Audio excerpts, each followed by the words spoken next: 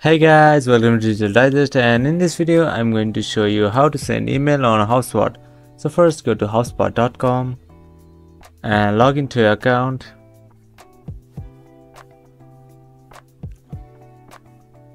Choose your account, click continue, and you're on the dashboard.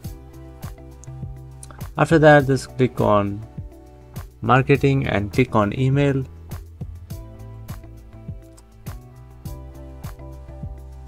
Alright, so you can start sending email for free as well. So just click on get started, click on create email, and select anyone that you like. I'm just going to click regular,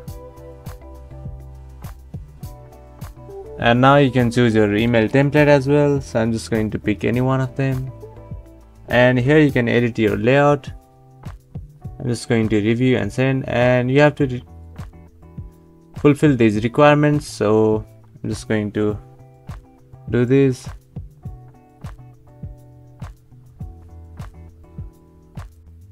After that, you can click send, and there you go. Your email will be sent after clicking review and send. So that is how you send email on HubSpot.